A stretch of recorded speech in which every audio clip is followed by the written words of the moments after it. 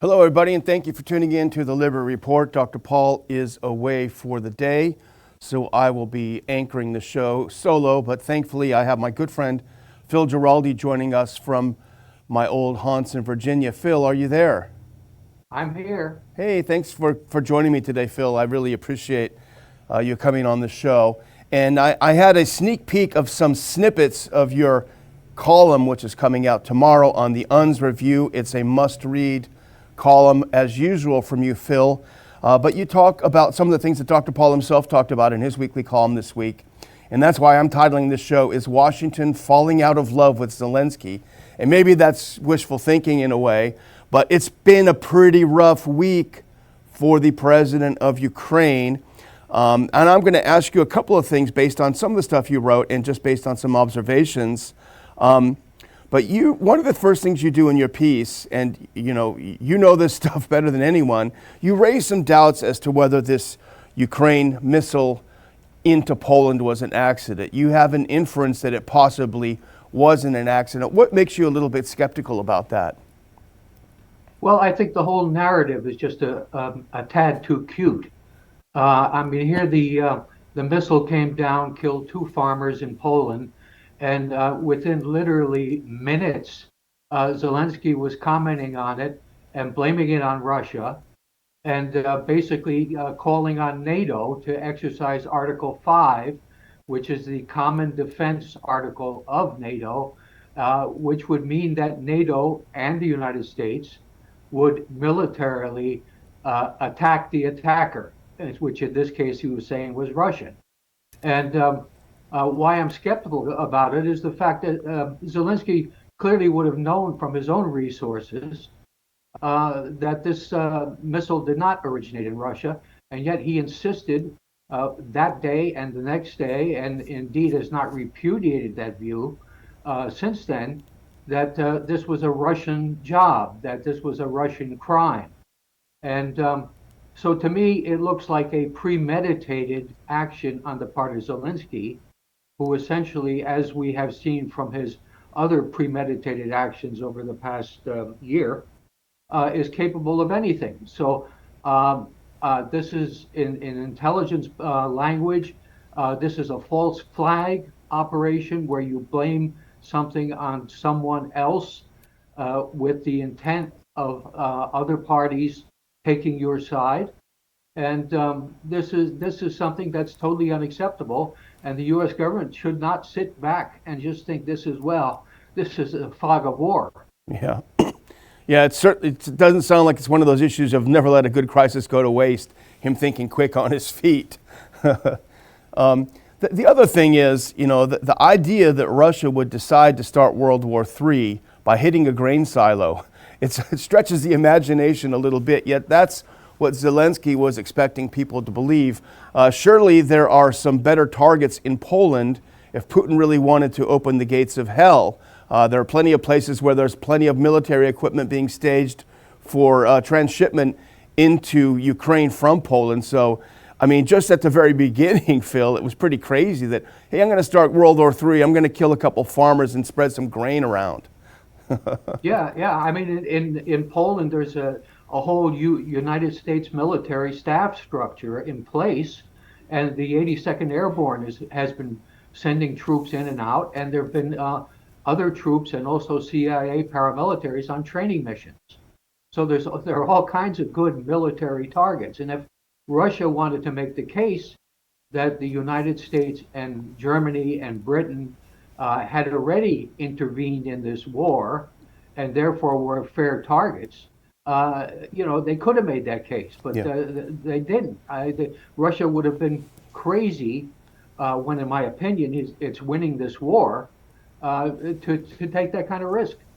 And that's a good point, because a lot of Putin's critics are angry that he's been too cautious. Certainly his critics in Russia, from what I can tell, are angry that he's been too cautious in prosecuting this war. So the idea that he would break out of that mold of extreme caution and conservatism and decide to all of a sudden attack Poland out of the blue and not even hit an important target pretty wild. But surely, as you point out, we have plenty of military resources in Poland. Do you think, I mean, obviously we have the technical means of monitoring and figuring out exactly what happened.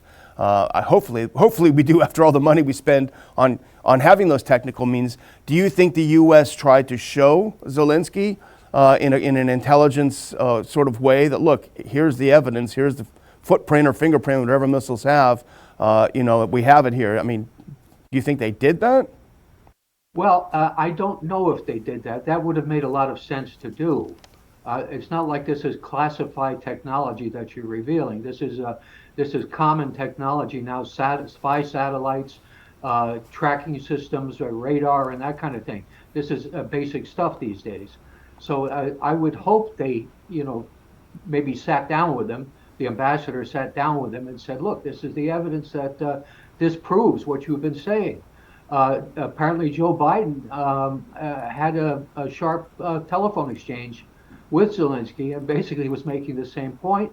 And then he was down in Indonesia and he said, the evidence we've seen just doesn't convince that Russia was involved with this. Yeah, and I read today that actually there's some scandal in Poland because it was a Polish paper, and unfortunately I didn't write it down, but a Polish media outlet is reporting that certainly the Polish leadership knew right away that it was a Ukrainian missile, but went along with Zelensky at first, claiming and blaming Russia. That seems pretty serious if the heads of Poland are willing to go along with such a risky scheme as well. Yeah, absolutely. I mean, the Poles would have known very quickly this was ordnance that was in the Ukrainian arsenal, and that was something that Russia no longer uses. And but again, they went along with the game. A lot of sentiment in Poland is very hostile to Russia for various historic reasons, and so there's always kind of a political play to be made with attacking Russia if you're a Polish politician. So this kind of weaves its way into it too. Now, do you get a sense that, I'll put it this way, how much of a sense do you get that this incident has tarnished Saint Zelensky in the eyes of the American elites, the American leadership that have been pushing this like they pushed COVID for 2 years? You don't dare challenge any aspect of this narrative. Do you think he's been dented and dinged at all this past week? I think he's been dented, but I don't think the damage is commensurate with what he tried to do.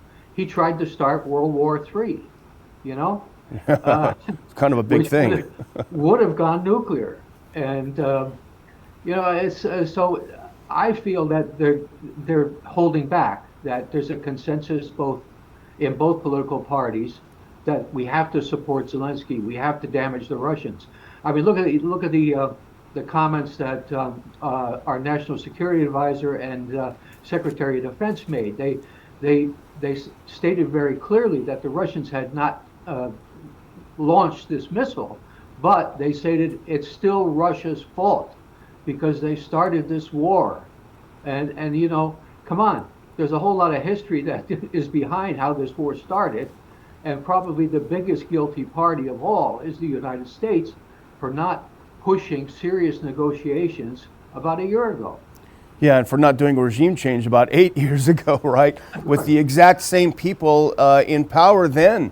Victoria Nuland, Tony Blinken, Jake Sullivan, they were all in positions of power then when they did the coup initially. This seems like they were coming back to kind of cover up some of their mistakes. Well, I'm going to take a quick break, Phil, and just mention our sponsor this month of the Ron Paul Lidber Report, and that is 4patriots.com, the number 4patriots.com. They provide everything you need to survive the coming challenges that we face, our food supply, inflation, the supply chain. It's a great American company. They employ about 200 American workers.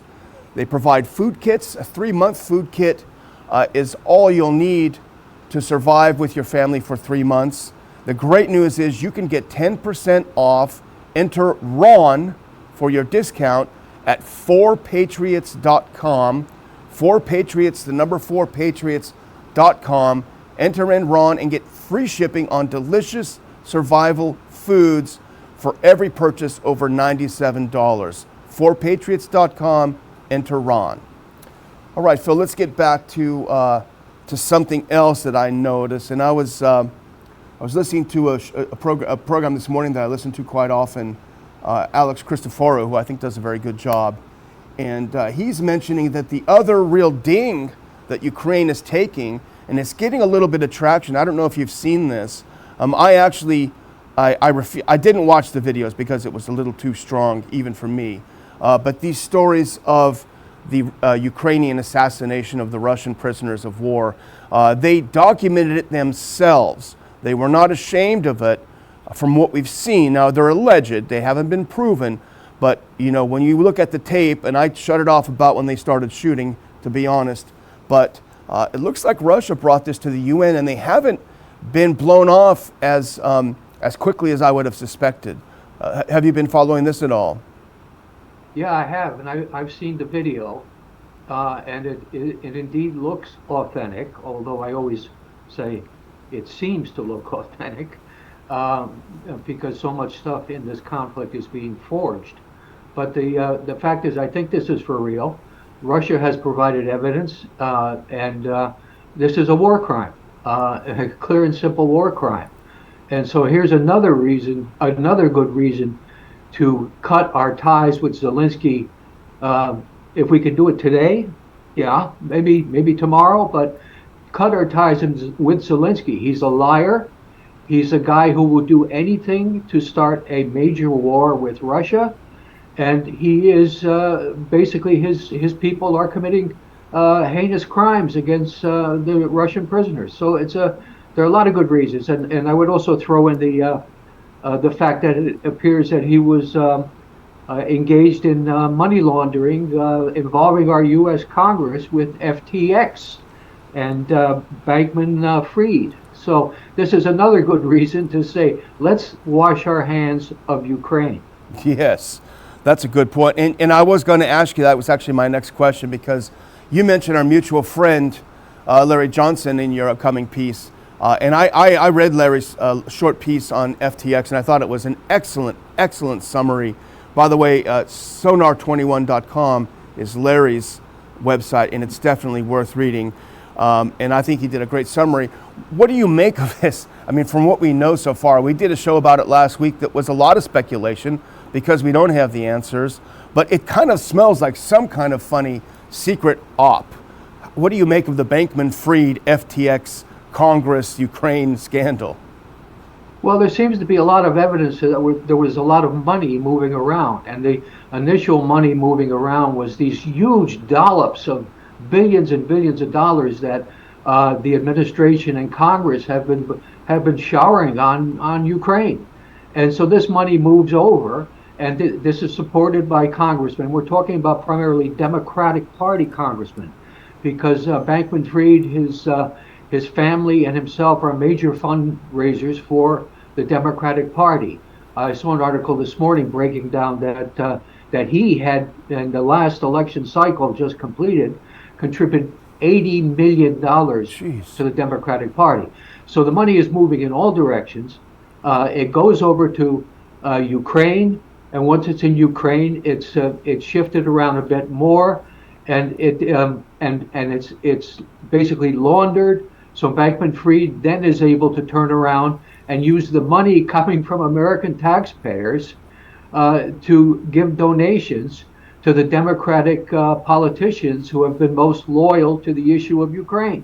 So this is craziness. I mean, this is insanity. The funny part is to see some of the Democrat members of Congress, when they hear about this, when they're interviewed about it, those that have even probably personally benefited, saying, oh my gosh, we've got to regulate crypto. This is terrible. You know, there's gambling going on here. And we joked about that last week in the show, you know, the great line from Casablanca. Right. They seem shocked that we have to now regulate.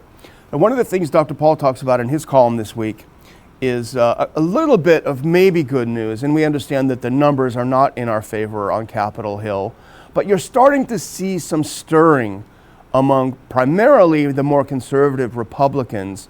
We're talking about people like Marjorie Taylor Greene, who put in a privilege resolution last week, I think it was, with 11 co-sponsors, demanding that documents be preserved so that an audit, a full audit of the, maybe 60 or 70 billion dollars we've sent Ukraine take place. Do you get a sense that there is some momentum that Matt Gertz gets from Florida, Paul Gosar from Arizona, and a few others have been very vocal about opposing more money to Ukraine and demanding some kind of accountability for what's been sent over there? Am I just desperately looking for something to be optimistic about, Phil, or do you see some possible movement in that direction? Well, I would say, to use your phrase, possible movement in that direction is definitely taking place. But again, we have to quantify this, and the whole issue is that most of the Republican Party is hostile to Russia, and is quite happy to, be doing this Ukrainian thing to weaken Russia. So, and you might notice at the same time they're all now beating the drum about China. So it never ends. And the fact is that I don't think there are enough votes. There are enough people in Congress who are responsible, who really care about this kind of thing. But I think Tucker Carlson is doing one hell of a good job. Yeah. I mean, you can move mountains with just a little bit of media. You don't have to have the mass control. Well, we're going to get out of here in just a second, but I can't let you go, Phil. And I don't want to put you on the spot, but I did give you a warning.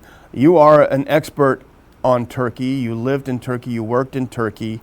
What do you make of this weekend's bombing by Turkey, basically bombing U.S. allied Kurds in parts of Syria? Were you following that, and what do you think's going on there? Yeah, I've been following it, and I've even been following it by struggling to read Turkish newspapers. Essentially what happened, of course, was the terrorist attack in Istanbul, which took place right around the corner from where I used to work in what was then the Consulate General, next to the Peripalace Hotel.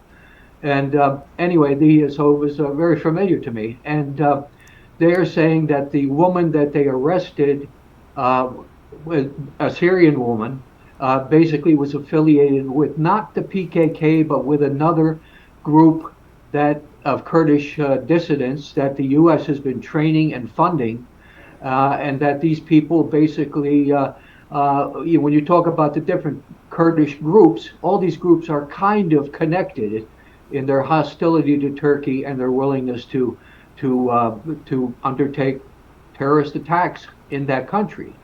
So I think when the Turks are now bombing northern Syria, bombing some of these camps, and I think the Turkish argument has a lot of validity, but the Turks at the same time are controlling the information very carefully.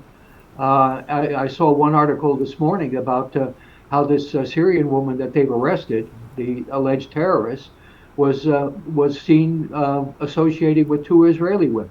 Wow. So there are more wrinkles to this story than there are facts so far. But I would not discount that groups that the U.S. is supporting are basically involved in terrorism against Turkey.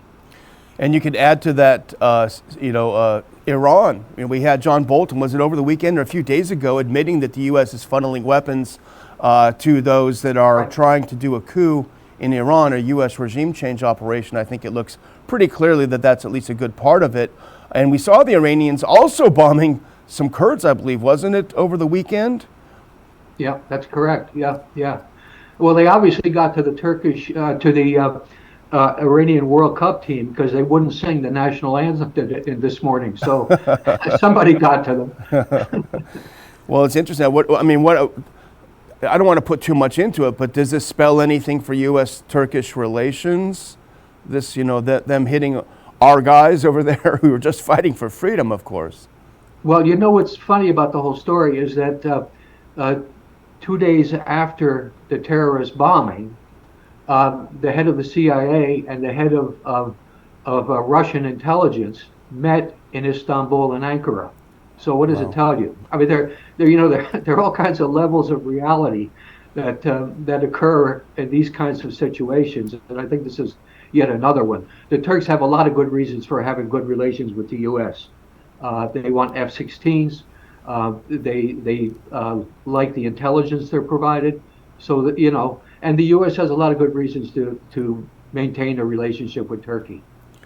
There's also seems to be some reason for the Turks and Syrians to make up, and I think wasn't there some sort of a diplomatic contact made in the last few months? Yeah, that's correct. There have been several contacts, and basically they're negotiating a bunch of issues. But of course, what really complicates it, of course, is that the Kurds, of course, want a Kurdistan, a separate state, which would take a big hunk out of Syria and a big hunk out of Turkey, and also there are Turkish ethnics that live in Syria, and they want an independent state too. So there are a multitude of issues that are being negotiated. I'm sure the geniuses in our State Department can figure it all out to everyone's happiness. Can you name even one? Well, I can't let you go without one important question that I'm sure all of our viewers are wondering, Phil. Where is the dog? We have not seen his rear end this entire video, and we're all disappointed. Hopefully he's okay. My wife Angela took him upstairs so he wouldn't be parading through the room. But next time I'll make sure he's here. Yeah, we need to have the dog mascot. Well, Phil, I can't thank you enough for joining us today to talk over some of these important issues. Your vast experience, your great writing. I read everything that you write and appreciate it very much. So, Phil, thanks so much for joining us. Well, thank you for having me on. And I want to thank all of our viewers today to the Ron Paul Liberty Report. We hope you will tune in again next time.